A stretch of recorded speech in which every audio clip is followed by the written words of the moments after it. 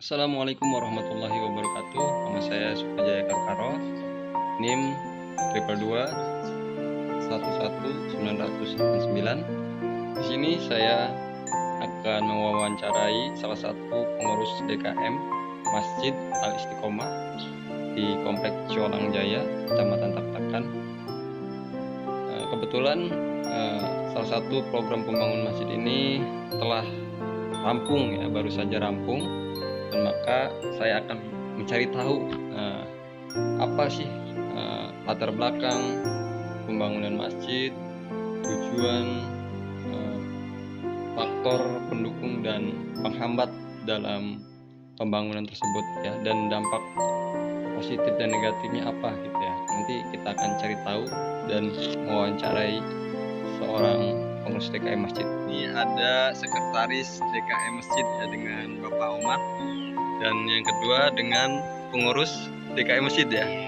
Oke. Ini Pak, saya ingin menanyakan tentang pembangunan Masjid Al Istiqomah. Masjid Al Istiqomah kan baru saja rampung, selesai dibangun. Nah, apa sih latar belakang pembangunan masjid itu? Ya, Bagaimana latar Pak? belakangnya Pak, pada awalnya masyarakat kan karena di masyarakat itu ada tanah wakaf yang mewakafkannya ya khusus buat madrasah apa buat masjid.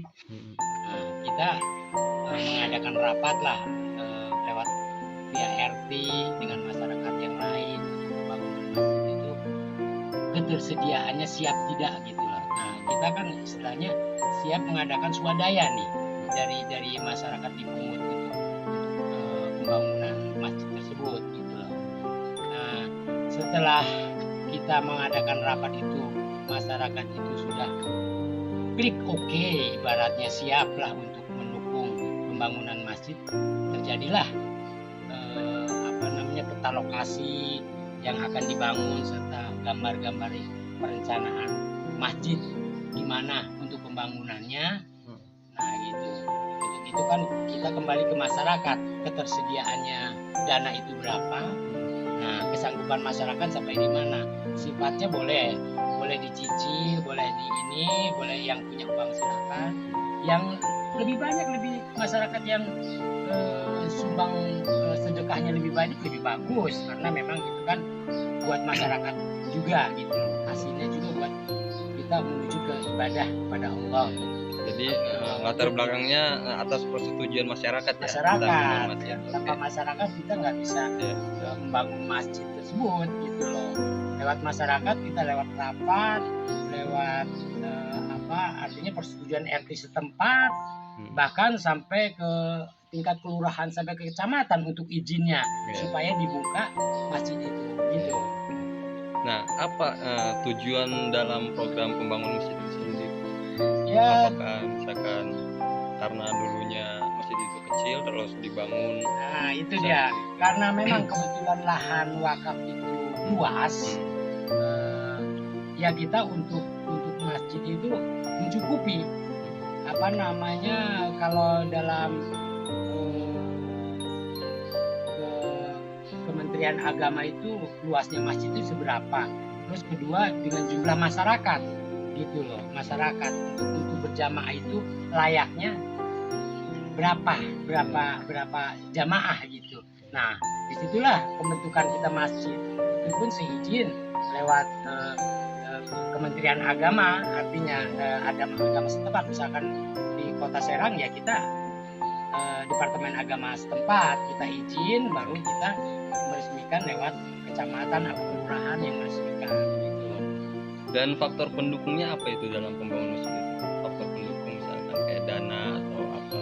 Nah itu dana betul, kembali lagi ke masyarakat. Dana masyarakat, ketersediaan masyarakat berapa, sifatnya apa, nyicil, sedekah, terus ada bikin proposal misalkan ke provinsi apa ke kabupaten lewat anggota-anggota ke-DKM-an yang dibentuk gitu, artinya Dewan Kesejahteraan Masjid setempat itu dibentuk, itu membuat proposal.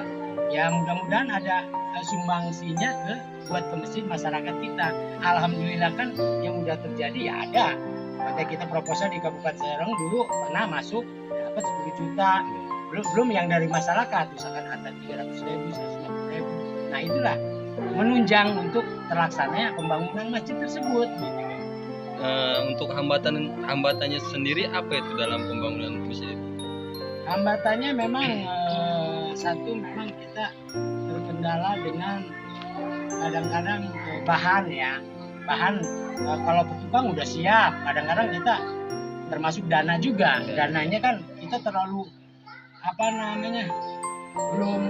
belum siap sepenuhnya, tapi karena ini kepercayaan semacam toko bangunan juga mempercayakan di masjid ini udah rencana membuat masjid, dia membolehkan pinjam dulu apa gimana supaya terlaksananya masjid tersebut gitu. Kita tetap kan akan membayar kalau misalkan uang terkumpul kembali, kita bayar gitu. Terus dampak positif dan negatifnya dalam pembangunan masjid itu apa? Positifnya ya dulu. Positifnya memang bagus untuk masjid kita, tempatnya yang istilahnya ventilasi segala macam peralatan masjid untuk pendukung supaya kita itu beribadah lebih hikmat, artinya lebih khusyuk lah masyarakat. Ya kita masyarakat kerjasama gitu, gotong royong lah untuk membersihkan masjid tersebut supaya kita berjamaah itu lebih khusyuk, lebih hikmat. Sholat pun kita tenang gitu. Kalau kita bersih, enak lah. Soalnya anak dupatu minal iman, kebersihan ada sebagian dari itu. Termasuk masjidnya juga. Kalau kita masjid kotor gimana mau gini? Gimana kepengurusannya gitu? Kalau ada pengurus DKM kan, ya kita bersyukur. Wah di sinilah harus ini. Kalau yang negatifnya ya semacam ya itu tadi, ada orang-orang yang tamu yang tidak kita tahu dia keberadaannya orang mana, pas ya istilahnya mah ada yang ambil barang sedikit-sedikit, nggak tahu kita barangnya apa di masjid karena itu milik masyarakat, ya kita nggak tahu hilang apanya. Kadang-kadang ya ada sesuatu yang hilang gitu, itu negatifnya.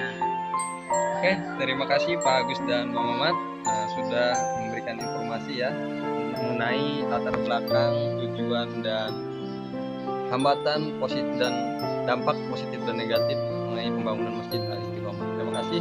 Ya.